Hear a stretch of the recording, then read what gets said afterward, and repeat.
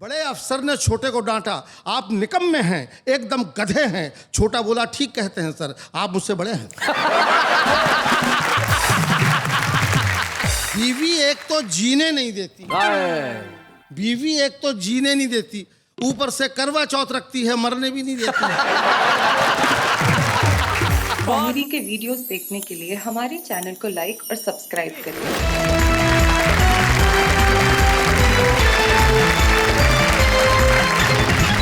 स्वागत है आपका उसी कार्यक्रम में जिसका नाम है वाह वाह, क्या बात है। और हमारे साथ हमारे 3 कवि मित्र बैठे हैं। सबसे पहले परिचय करते हैं। हम एक मध्य प्रदेश में बहुत छोटा सा गांव है अकोदिया मंडी, वहां से आते हैं और उनका नाम गोविंद राठी होता है और हास्य रस की कविताएं भी वीर रस के अंदाज में पढ़ते हैं। सुरेश भैया, मैं तो मोहब्बत वाला आदमी हूँ। मैंने कहीं लिखा था कि खुद अपने ही हाथों से आग मत लगा, ये दिल के रिश्ते हैं, दिमाग मत लगा। हाय हाय हाय हाय हाय हाय हाय। और तू मेरी मोहब्बत का कायल है अगर, इसमें 2 का गुणा कर 4 का भाग मत। हाय हाय हाय हाय हाय हाय। अकोदिया मंडी से हमारे साथ आते हैं गोविंद राठी। उनके पास जो बैठे हैं वो मुरादाबाद से आते हैं और नाम भी बड़ा कमाल का है साहब। इनके बिना जो बीच में बैठे हुए ना, कुछ भी संभव नहीं है। तरक्की चाहिए तो इनकी जरूरत, जीवन में कुछ सफलता चाहिए तो इनकी जरूरत, पैसा कमाना है तो इनकी जरूरत, यानी कि हर जगह जिनकी जरूरत हो, बताओ वो कौन होगा? ये और नाम है इनका मक्खन मुरादाबादी। जीवन में मक्खन के सिवा कुछ नहीं हो सकता साहब। और इनके पास जो बैठे हैं साहब, वाह वाह, वो तो बैठे हैं। मैं इनको अक्सर कहता हूं, प्रदीप चौबे जी, अगर जिंदगी में आपको किसी से बदला निकालना हो तो उसे पहले डेट दो कि हाँ मैं तुम्हारे कार्यक्रम में आ रहा हूं, और उसके बाद पहुंच जाओ। ये है प्रदीप चौबे, क्योंकि इनका होना बड़ा कमाल का होता है। आइए सबसे पहले हम तीनों के लिए कहते हैं वाह वाह, क्या बात है। किसे बुलाना चाहती हैं आप सबसे पहले? मिस्टर लाठी का वार किया जाए मिस्टर राठी से। वाह क्या काफिया। मिस्टर लाठी का वार किया जाए राठी से। कमाल हो गया साहब। Thank you.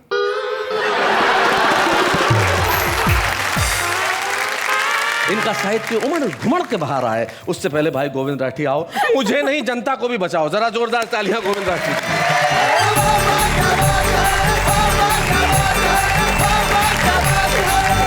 घटना दुर्घटना की बात चल रही है, एक घटना मुझे भी याद आ रही है। सुनाइए। आदमी जिंदगी में फायदे उठाने के चक्कर में लगा रहता है, मगर कभी कभी गलत फायदा उठाने में नुकसान भी करवा लेता है जी। इस घटना में मत देखना सच और झूठ की मात्रा। मेरे सामने से गुजर रही थी एक शव यात्रा। अच्छा। मैंने मित्र से कहा, यार किसकी है? बोले अपने जगदीश जी की है। मैंने कहा ये तो कम उम्र के व्यक्ति थे, स्वस्थ थे, ये कब कहां किसी बीमारी से ग्रस्त थे, कैसे जिंदगी का दामन हाथों से फिसल गया? मित्र बोला ये गलत फायदा उठाने के चक्कर में निकल गया। अच्छा। मैंने कहा मत बुझा पहेलियां, सच सच बता, इसने क्या फायदा उठा लिया? क्यों लगा दी जिंदगी दाव पर? क्यों इतनी बड़ी त्रासदी झेली? मित्र बोला इसे अंतिम संस्कार के सामान पे 50% की छूट मिल गई थी। वो इसने ले ली। अंतिम संस्कार के सामान पर 50% की छूट मिल गई थी, वो इसने ले ली। मगर जो भी करता है अच्छा ही करता है, भाग्य विधाता। कहीं से 100% की मिलती तो सारे परिवार को ले जाता। बहुत अच्छे, बहुत बढ़िया। व्यंग के 2 कवि यहाँ बैठे हुए हैं। मैं चाहता हूँ शैलेश भाई एक व्यंग का टुकड़ा आप सुनाएं। चाहता हूँ। एक घटना फिर देखें जी। बीमारी में राजनीति। वाह, बीमारी में राजनीति। हालांकि देश की राजनीति ही बीमार है जी, लेकिन फिर भी मैं पढ़ने की कोशिश करता हूँ। स्वागत। 25 तरह की बीमारियों से ग्रसित नेताजी को डॉक्टर ने 25 तरह से समझाया, मगर अफसोस एक शब्द भी नेताजी को बीमारी का समझ में नहीं आया। वो भन्नाकर डॉक्टर से बोले मुझे डॉक्टरी भाषा में मत उलझाओ, हो सके तो मुझे मेरी भाषा में समझाओ। अच्छा। डॉक्टर पहले थोड़ा शक पकाया, फिर उसने नेताजी की भाषा में नेताजी को बताया। बोले नेताजी आपका ब्लड प्रेशर आपके द्वारा किए गए घोटालों की तरह बढ़ गया है। वाह वाह, बहुत अच्छे। आपका ब्लड प्रेशर आपके द्वारा किए गए घोटालों की तरह बढ़ गया है। आपका लीवर एकदम आपके चरित्र की तरह सिकुड़ गया है। क्या बात है, बहुत बढ़िया। बरसों से आप जिस तरह जनता को झूठे प्रलोभन दे रहे हैं, ठीक उसी तरह आपके फेफड़े आपको झूठा आश्वासन दे रहे हैं। क्या बात है भाई, बहुत बढ़िया, बहुत अच्छा। ठीक उसी तरह आपके फेफड़े भी आपको झूठा आश्वासन दे रहे हैं। जीत के बाद आप जिस तरह से ऐंठते हैं, आपकी नसें अट गई हैं। आपकी दोनों किडनियां रामलीला मैदान में अनशन पर जाकर बैठ गई। क्या बात है, बहुत अच्छे, बहुत बढ़िया। आपकी कैंसर और माइग्रेन की रिपोर्ट भी डाउट करने वाली है।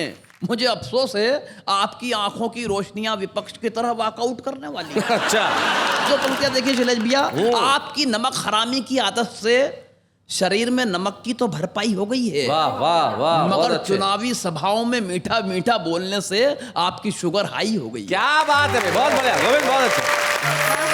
आपका हीमोग्लोबिन यानी खून कभी भी खत्म होने की शपथ ले सकता है, और आपका हृदय किसी भी दिन मंत्रिमंडल से त्यागपत्र दे सकता है। भाई वाह, बहुत अच्छे, बहुत बढ़िया, बहुत बढ़िया गोविंद।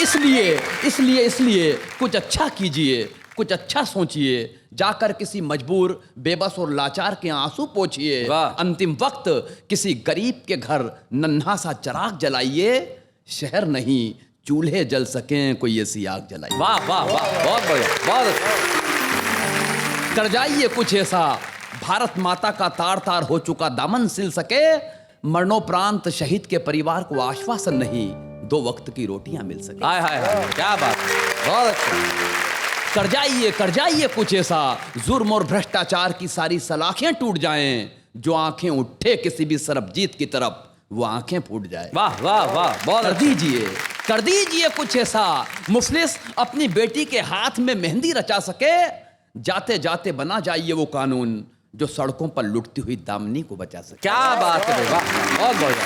वरना वरना वरना वरना हवा हो जाएगी पल भर में ये जितनी भी शोहरत है।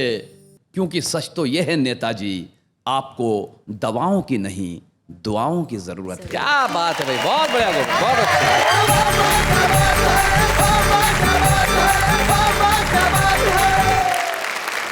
बहुत बढ़िया गोविंद, तुमने दुर्घटना में से हाथ से निकाला और नेताजी को बताया कि क्या करना चाहिए जो नेताजी के जीवन में नहीं रहा, खो चुका है। अब ये जो ढूंढ के लाने की कला होती है ना साहब, ये सबके पास नहीं होती। तलवार जो चीज नहीं करती ना, वो सुई कर देती है, और यकीन मानिए सुई नहीं आलपिन कर देती है। तलवार से आप वार करेंगे तो शायद किसी का कत्ल कर देंगे, लेकिन अगर आलपिन गड़ाएंगे ना साहब, तो दर्द भी होगा और चीख भी नहीं निकलेगी। अब यही कविता का सबसे बड़ा कर्म है कि दर्द हो और चीख न निकले। ये प्रदीप चौबे ही हैं जो जीवन के फलसफे को सिर्फ एक पंक्ति में इस तरह कहते हैं कि पर्स नोटों से भरा होता है तो मरुस्थल भी हरा होता है। इसलिए जीवन में हरा भरा होने के लिए आदमी को भीतर से भरा होना बड़ा आवश्यक है। हम एक ऐसे कवि को बुलाना चाहते हैं जो अंदर बाहर सब जगह से हरा भरा है। आइए प्रदीप चौबे, जरा जोरदार ताली।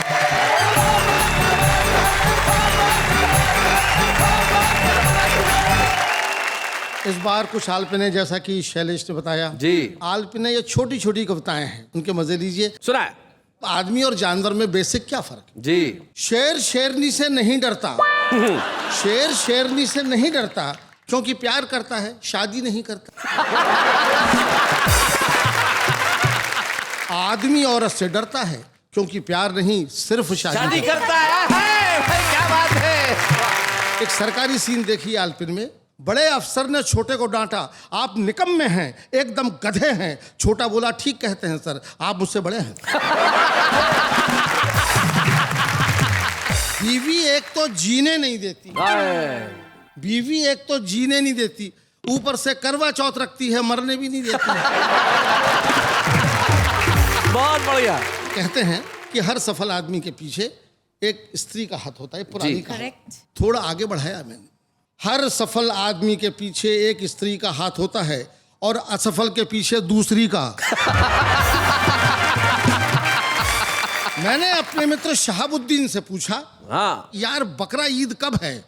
वो बोला, जब आ जाओ। चूहा कहीं भी और अफसर कहीं का भी बिल बना सकता है। हाय हाय, बिल बना सकता है। बहुत अच्छे, क्या बात है। नौजवान प्रेमियों, प्रेम वेम के चक्कर में मत पड़ो, शादी नहीं हुई तो बर्बाद हो जाओगे, और अगर हो गई तो हो ही जाओगे। पागलों के बारे में लोग कहते हैं, पागल को कैजुअल लेते हैं लोग। पागलों के बारे में एक छोटी सी आलपिन सुनो। सुनो सुनो सुनो, सुनाइए सुनाइए। कितने पागल हैं हम लोग जो पागलों को पागल समझते हैं। वाह वाह वाह, बहुत बढ़िया, बहुत अच्छे प्रदीप जी। कितने पागल हैं हम लोग जो पागलों को पागल समझते हैं। पागलों से पूछिए, वो हमें कुछ नहीं समझते। डॉक्टर के कहने पर मैंने नमक छोड़ दिया, इस जरा सी बात ने मेरे नमक का दिल तोड़ दिया। हाय हाय, क्या बात है। एक दिन लंच पर मेरे कान में बोला, क्यों बे नमक हराम। इस देश में बहुत कुछ है, मगर ये जो कुछ है यही काम का है, बहुत तो बस नाम का है। वाह वाह वाह वाह वाह, बहुत बढ़िया। लोकसभा के अध्यक्ष को स्पीकर कहते हैं अंग्रेजी में जी। और आप देखते हैं लोकसभा का सीन कि वहां पर कितना शोर शराबा होता रहता है। और उसके आगे क्या होता है देखिए, एक बेचारा स्पीकर जिसके मुकाबले 540 लाउड स्पीकर। बहुत बढ़िया आराम हराम है, बड़ा किसी का बहुत बड़ा नारा है जी। जरा सा बात को आगे बढ़ाया है आलपिन में। आराम हराम है, लेकिन देखता हूं कि हराम में बड़ा आराम है। वाह वाह वाह वाह, बहुत अच्छे, बहुत बढ़िया। सुहाग के लिए सिर्फ एक चूड़ी काफी है। चूड़ी सुहाग का प्रतीक माना जाता है।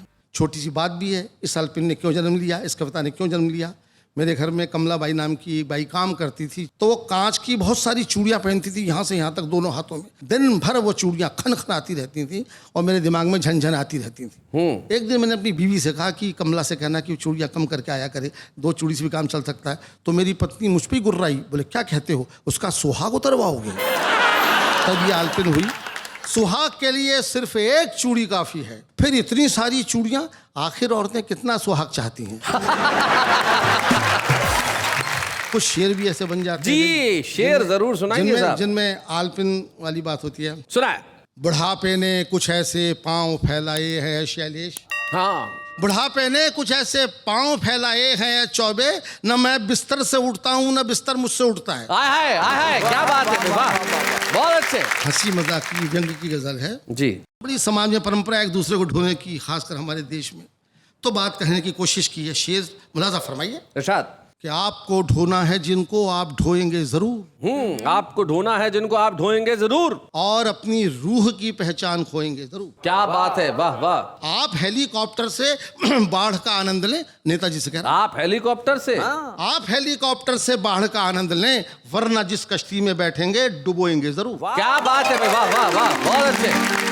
आपको है नींद न आने की बीमारी मगर, आपको है नींद न आने की बीमारी मगर आपको पहरे पे बिठला दें तो सोएंगे जरूर। क्या बात है भाई, वाह वाह, बहुत अच्छे भाई, बहुत बढ़िया। और दोस्तों, कभी कभी मेजॉरिटी होती है, पार्टी को बड़ा समर्थन मिलता है, बहुत अधिक समर्थन देना, किसी का बहुत अधिक समर्थन करना खतरे से खाली भी नहीं होता। आपने मेजॉरिटी दे दी उन्हें दिल खोलकर, बहुमत समर्थन, आपने मेजॉरिटी दे दी उन्हें दिल खोलकर, आप अपने सर पे रख के हाथ रोएंगे जरूर। क्या बात है भाई, वाह वाह वाह वाह, बहुत अच्छा। ये आखिरी शेर पढ़ता हूँ कि जिंदगी कितनी कठिन है, संकल्प कितना काम कर देते हैं।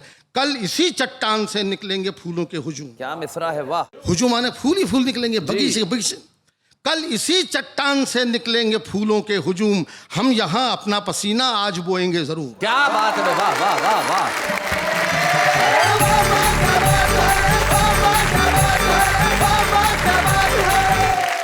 भाई वाह प्रदीप चौबे जी, भाई क्या बात है, बहुत बढ़िया। ये जो जीवन का सच है, छोटी छोटी बातों से सच कितना बढ़िया निकलता है। जैसे क्लास में एक टीचर ने बच्चे से कहा, प्रदीप जी बताओ गन्ने से क्या प्राप्त होता है।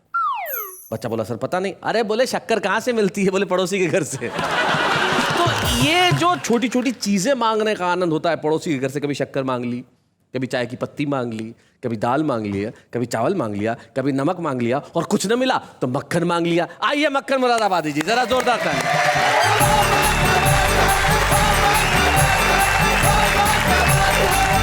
ये घटनाओं और दुर्घटनाओं का एपिसोड है जी। और मेरा नाम ऐसा है जिसके साथ दिन भर घटनाएं और दुर्घटनाएं होती रहती हैं हर घर में। जी। प्रदीप जी के घर जब मैं पहली बार गया, इन्होंने दरवाजा खोला, मुझे देखते ही कहा, सुनती हो मक्खन आ गया। अंदर से आवाज आई, आ गया तो मैं क्या करूं, फ्रिज में रख दो। बहुत जगह परंपरा है इस देश के बहुत छोटी छोटी जगहों में, जहां पे बहुएं हैं वो ससुर का नाम नहीं ले सकती। हमारे वहां एक ऐसे मक्खन लाल जी थे, तो बहू थी वो जब मक्खन बनाने के लिए प्रक्रिया जो चलती है, दूध को गरम वरम कर रही थी, तो उसने अपनी सासू को कहा कि भाई दूध पे मक्खन आ गया। तो सासू ने डांटा, बोले देखो ऐसे ससुर का नाम नहीं लेते, थोड़ा तमीज से रहा करो। तो ठीक है, दूसरे दिन फिर वही जब काम कर रही थी तो उसने बिलोते में कहा, सासू जी दूध पे ससुर जी आ गए। मैं शैलेश जी उसी मोहल्ले में रहता हूँ जहाँ मक्खन जी नहीं कहा जाता, मक्खन ही कहा जाता है बहू के द्वारा जी। और मैं रचना दे रहा हूँ आपको उन घटनाओं से जोड़कर। हरियाणा की बस में एक तगड़ी सी महिला से मैंने पूछा, क्या तुम हरियाणा की हो? बोली हाँ। और तुम? मैंने कहा मैं भी हरियाणा का हूँ। बोली रेसी क्या पहलवान, यो बात कह के काहे को लड़ाई की जड़ बोबे है, थारे से तगड़ा तो हमारे यहाँ बालक पैदा हो गए। क्या बात है भाई, बहुत अच्छे, बहुत बढ़िया। एक और रचना आपको देना चाहता हूँ इस देश की पुलिस के सम्मान में जी। चोरी डकैती घूस हो पुलिस चाहिए। चोरी डकैती घूस हो पुलिस चाहिए। पुलिस चाहिए। धार्मिक राजनीतिक या लड़कों का जुलूस हो पुलिस चाहिए। किसी का जन्म या मरण संस्कार हो पुलिस चाहिए। बच्चों का मुंडन त्योहार हो पुलिस चाहिए। दिन हो चाहे रात हो पुलिस चाहिए। किसी की चढ़ती बारात हो पुलिस चाहिए। कहीं ऐसा ना हो कभी कि हो विवाह की पहली रात और पुलिस चाहिए। भाई क्या बात है, वाह वाह वाह। एक रचना देना चाहता हूँ। सुना। विवाह होता है, हिंदू धर्म के हिसाब से पंडित जी मुख्य भूमिका निभाते हैं। कभी कभी ऐसा होता है मोहल्ले में शादियाँ बहुत होती हैं, पंडित जी अकेले पड़ जाते हैं। पूरे महीने शादियों में जाग कर आखिरी शादी जो होती है, पंडित जी कभी सोते हैं, कभी जागते हैं, कभी ऊँघते हैं। मंत्र श्लोक रटे रटाएं वो मुंह से निकलते रहते हैं। क्या क्या परिस्थितियां पैदा हो जाती हैं, इस रचना में देना चाहता हूँ जी। विवाह में फेरों के समय पढ़ते हुए मंत्र एवं श्लोक पंडित जी को आ गई नींद की झोंक। नींद में ऊँघते हुए पंडित जी ने वर से कहा, वधू का हाथ मेरे हाथ पर धरो। वधू का हाथ मेरे हाथ पर धरो। वर ने कहा, पंडित जी होश में आइए। पंडित जी बोले, ताव मत खाइए। और चेते आपने क्या कहा? याद आई मंत्र की टेक, बोले वर वधू दोनों स्वाहा। वर ने पुनः कहा, पंडित जी घृत का दिया बुझ गया है, इसे तो बाल दो। पंडित जी बोले, अपने आप जल जाएगा, हवन कुंड में डाल दो। और तुम लोग तय करो कि हम अपने पट्टों की गांठ तभी खोलेंगे, आज एक दूसरे को वचन देते हैं जीवन में सदा सत्य बोलेंगे। वर आंसुओं से रोता है, फिर भी पंडित जी से पूछता है, आज के युग में सत्य क्या होता है? पंडित जी बोले, तुम क्या जन्नो, विवाह संपन्नो, सत्य के बारे में यही याद रखना, राम नाम सत्य है, राम नाम सत्य है, राम नाम सत्य। बहुत बढ़िया। एक रचना देश के नेताओं के सम्मान में समर्पित कर रहा हूं। सम्मान में? नेताजी अचानक अस्वस्थता के शिकार हो गए, शरीर में ढेर सारे विकार हो गए। डॉक्टर को बुलवाया, डॉक्टर ने आकर थर्मामीटर लगाया, देखकर टेम्परेचर डॉक्टर रह गया हैरान, 109 डिग्री में भी नहीं मरा। 109 डिग्री में भी नहीं मरा, क्या बात है। ये कहकर चला गया, टेम्परेचर आपको कोई खास नहीं है, 104 डिग्री से अधिक टेम्परेचर की दवा मेरे पास नहीं है। वाह वाह वाह। इतने में ही फोन खटखटाया, नेताजी ने उठाया, हेलो कौन? मैं भगवान बोल रहा हूँ। मौन? प्रभु आप मौन क्यों हैं, कुछ फरमाइए। भगवान जी बोले, नेताजी मेरे पास आइए। नेताजी ने कहा, फिर प्रभु ऐसा कीजिए, अपने यम को भेज दीजिए। यम आया, नेताजी के घर भरपेट भोजन पाया और बोला, भैंसा तैयार है, नेताजी चलिए। नेताजी ने कहा, जरा सुनिए, अभी आ रहा हूँ, घर पर बतला दूं कि उद्घाटन करने जा रहा हूँ। वाह वाह वाह वाह वाह। जरा सुनिए, अभी आ रहा हूँ, घर पर बतला दूं कि उद्घाटन करने जा रहा हूँ। नेताजी भगवान जी के सामने पधारे, अपने विनम्रतापूर्ण स्वरों में बक्कारे, कहिए प्रभु क्या काम था? मैं तो घर पर कर रहा आराम था। भगवान जी बोले, नेताजी काम ये था, हमारे इस यम का होने वाला रिटायरमेंट है, इसकी जगह किसी ना किसी का होना अपॉइंटमेंट है। मैंने सोचा आपको बुलवाऊं, आपसे ही समस्या सुलझवाऊं, क्योंकि आप जनता का दम निकालने में परफेक्ट हैं। वाह वाह वाह वाह, बहुत बढ़िया। मैंने सोचा आपको बुलवाऊं, आपसे ही समस्या सुलझवाऊं, क्योंकि आप जनता का दम निकालने में परफेक्ट है। और आज से आप विदाउट इंटरव्यू यम की जगह सेलेक्ट हैं। क्या बात है, वाह वाह वाह, बहुत बढ़िया, बहुत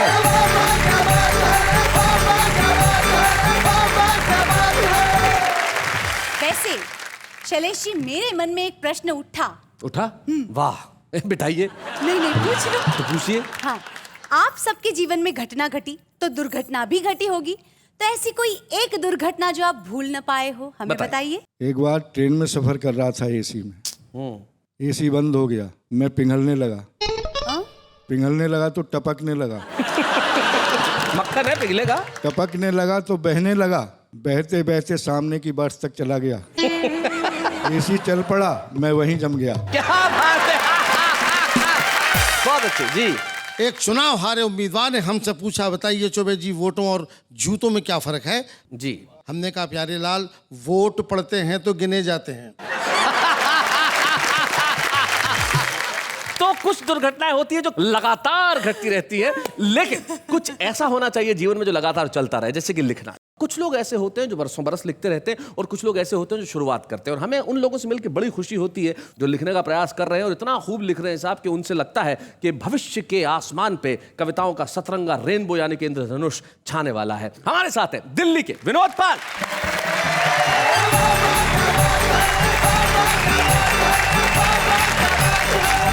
अब दुर्घटना की बात हो रही थी, मैं शैलेश जी छोटा से घर के एक किस्सा बताऊंगा, और ये रियल किस्सा है। जब हम छोटे से थे, हम 3 भाई थे, तो पिताजी कभी कभी महीने में एक बार क्लास लगा लेते थे, लाओ अपना होमवर्क निकाल के लाओ।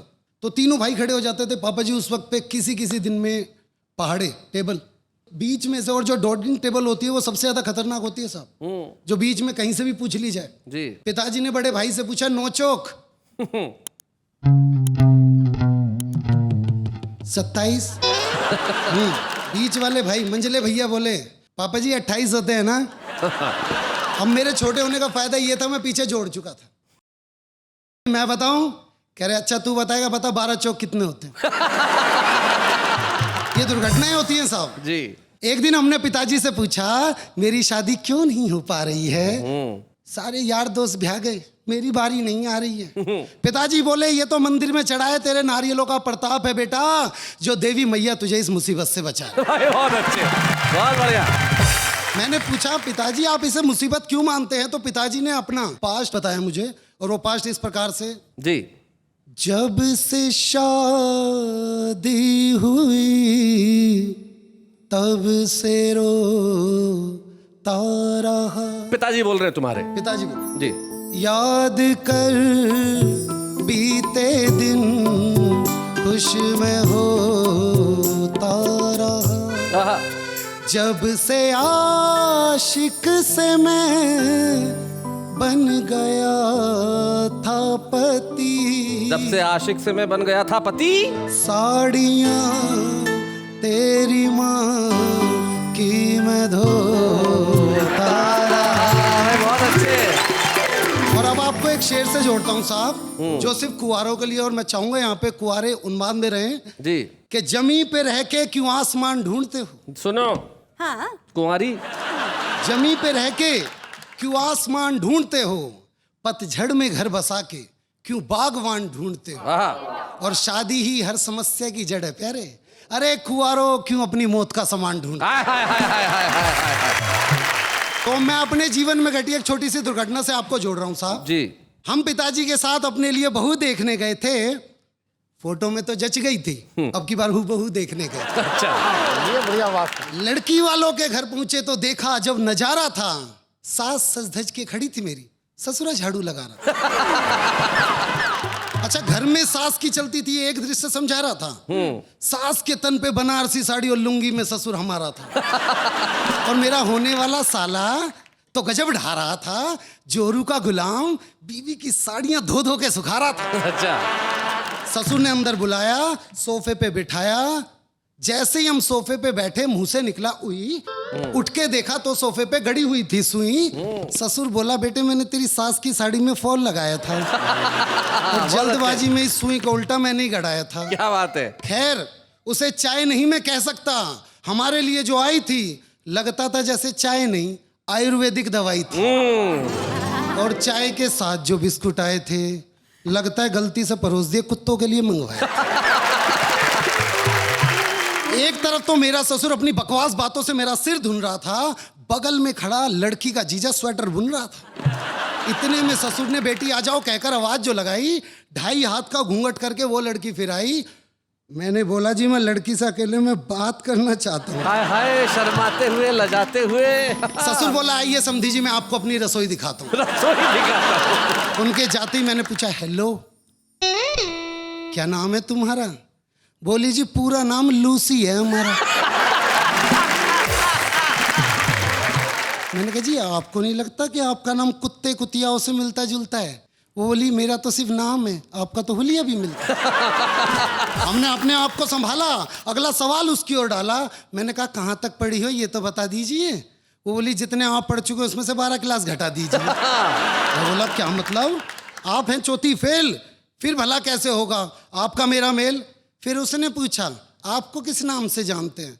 मैं कहा जी बंदे को विनोद पाल के नाम से पहचानते हैं।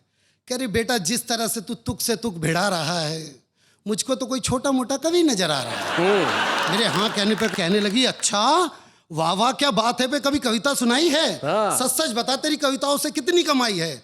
मैं बोला है पागल लड़की क्या तेरी समझ में नहीं आता है एक कवि का घर कविताओं से कहाँ चल पाता है? वो बोली वाह बेटे हास्य में व्यंग मार रहा है, कवियों के सामने कवियों की उतार रहा है।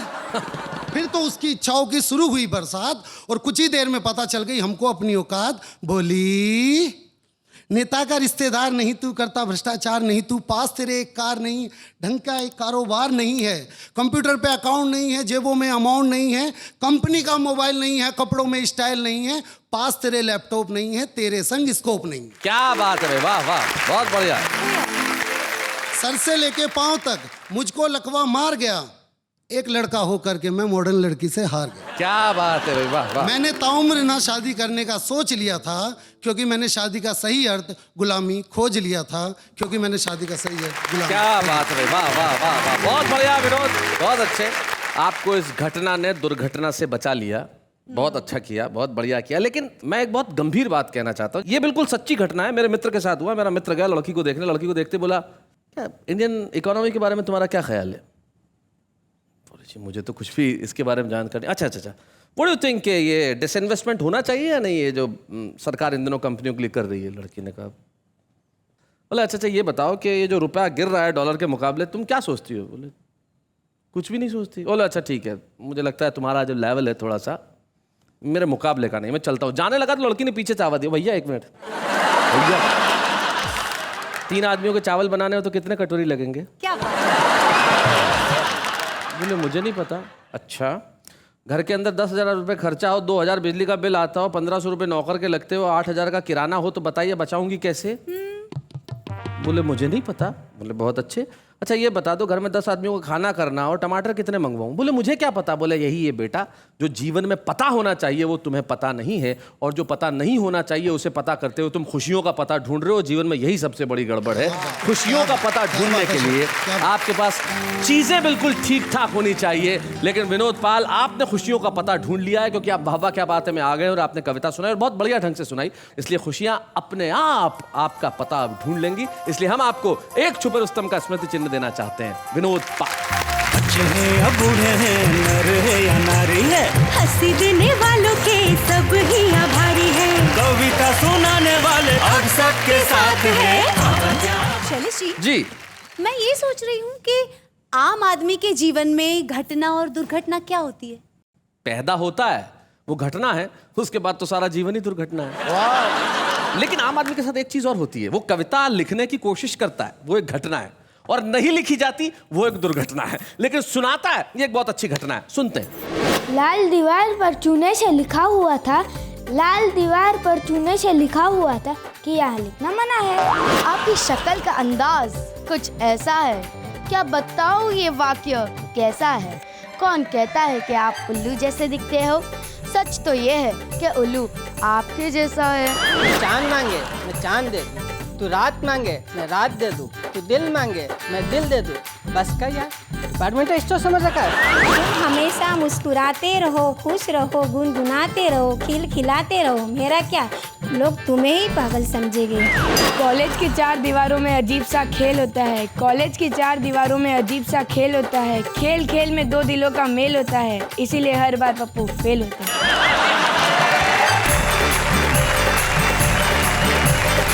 तो भाई भाई ये थे आम आदमी के विचार, आम आदमी की कविता। लेकिन आम आदमी कविताएं लिखे ये तो बड़ी खूबसूरत बात है, लेकिन आम आदमी पर कविताएं लिखी जाए ये इतना आसान नहीं होता।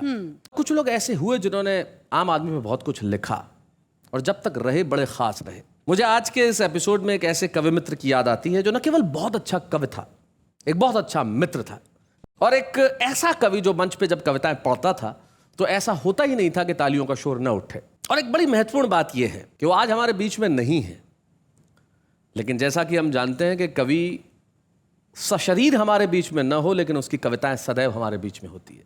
और जब वाहवा बहुत वर्षों पहले हम सारे देश के लोगों को दिखाते थे तब मुझे बड़ी खुशी है कि उस जमाने में उन्होंने आके कई बार हमारे साथ कविताएं पढ़ी। पहले नजर डालते हैं किस तरह से।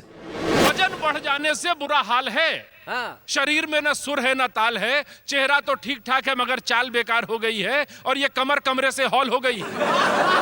हद तो उस दिन हो गई भाई जब शहर का कसाई धीरे से बोला, साहब आप बकरा होते तो मजा आ जाता। ज्योतिषी को हाथ दिखाया तो बोला, भाई वाह वाह वाह वाह वाह वाह, कमाल है, क्या उम्र पाई है, ऐसी तैसी कर देंगे आप जमाने वालों की। आप तो उसी दिन मरेंगे जिस दिन शहर में 5 मौतें लिखी होंगी, एक आपकी 4 उठाने वालों की।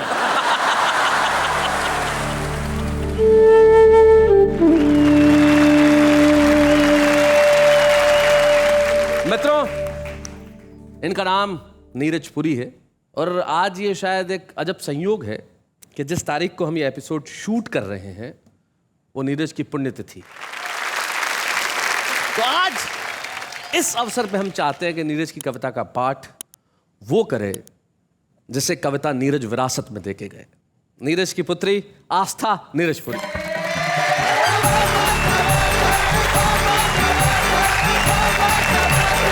शैलेश जी, जो आजकल बम विस्फोट जगह जगह हो रहे हैं, उन्हीं के ऊपर पापा की एक बहुत ही अलग ढंग की कविता उन्हीं के अंदाज में सुनाने का प्रयास करती हूँ। सुनाओ।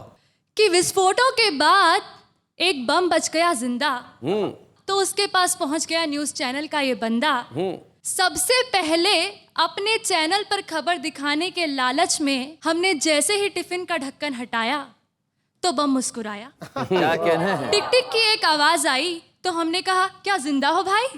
बम बोला, हाँ और तुम भी, बधाई। क्या बात है, वाह वाह वाह वाह, बहुत बढ़िया। हाँ और तुम भी। बम बोला, हाँ और तुम भी, बधाई। क्या बात है। और मेरे जिंदा होने पे एतराज है तो अभी फट जाता हूँ। एक क्षण में खुद को और तुमको भूतपूर्व कर जाता हूँ। जरा सोचो, जब तुम्हारे मरने का सीन तुम्हारे चैनल पर लाइव टेलीकास्ट होगा तो तुम्हारा चैनल दुनिया में कितना फास्ट होगा। क्या बात है, वाह वाह वाह वाह। वैसे भी तुमने पूरी घटना का कवरेज कुछ इस तरह से दिखाया कि तुम देश की तरफ थे या आतंकवादियों की तरफ कोई समझ नहीं पाया। क्या बात है, वाह वाह वाह, बहुत बढ़िया। जरा सोचो, जब तुम्हारे मरने की खबर सबसे पहले तुम्हारे चैनल पर आएगी तो तुम्हारे चैनल की टीआरपी कितनी बढ़ जाएगी। वाह। हमने कहा, यार टीआरपी को मारो गोली, यहाँ प्राण सूख रहे हैं, तुम्हें जब फूटना हो फूटो, हम तो घर को फूट रहे हैं। पर चलते चलते एक बात तो बताओ बम भैया, तुम्हारे साथियों ने खूब मनाया आतंक का त्योहार, सैकड़ों लोगों को दिया मौत के घाट उतार, पर तुम क्यों नहीं फटे? मासूमों की जान लेने का अपना इरादा तुमने कैसे बदल दिया? बम बोला, बेवकूफ ध्यान से देख, मुझ पर लिखा हुआ है मेड इन इंडिया। क्या बात है, वाह वाह वाह, बहुत अच्छे, बहुत बढ़िया। वो तो कुछ गद्दार मुझे बेचाए, इस बात से मेरा अंतस बुझ गया है, वरना ये मत समझना कि मेरी आग ठंडी पड़ गई है, मेरा बारूद चूक गया है। क्या बात है, वाह वाह। अरे दूसरे बम तो थे ही उन देशों के, वे फटते न फटते उन्हें क्या फर्क पड़ना था। वे तो थे ही उन देशों के जिन्हें नफरत का इतिहास नया गढ़ना था। मगर मैं अपनों का होकर ही अपनों पर फट जाऊंगा तो मुझे लगा कि मैं अपनी ही नजरों में गिर जाऊंगा। क्या बात है भैया। मुझे लगा कि मैं अपनी ही नजरों में गिर जाऊंगा, लेकिन मैं जिस दिन बिका अपने उस दिन ना फट पाने पर आज तक शर्मिंदा हूँ। प्लीज ये माइक और कैमरा हटा ले और किसी से मत कहना कि मैं अभी जिंदा हूँ। क्या बात है, वाह वाह वाह। बहुत धन्यवाद। नीरज अगर हमारे साथ होते तो इसमें कोई शक नहीं है कि नीरज उन चंद कवियों में से होते जिन्हें हम वाह वाह क्या बात है कि मंच पे हम सम्मानित करते।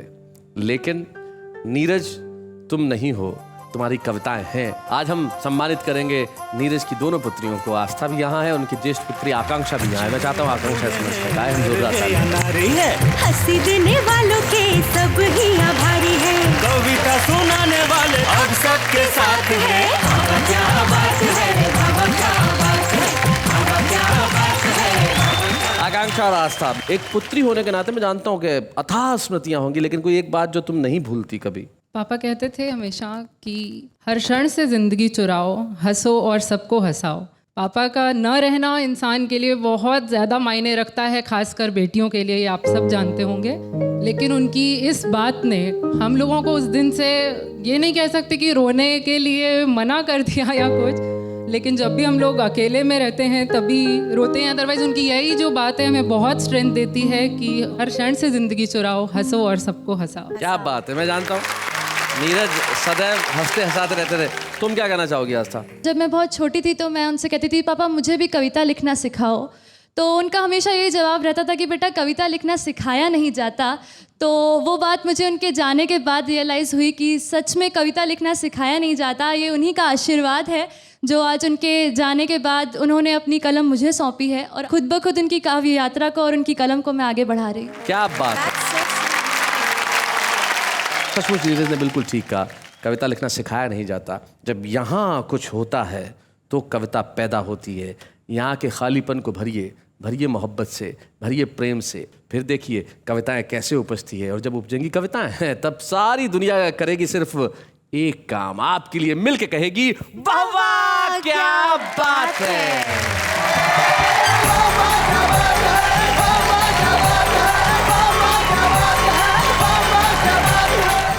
कॉमेडी के वीडियोस देखने के लिए हमारे चैनल को लाइक और सब्सक्राइब करें।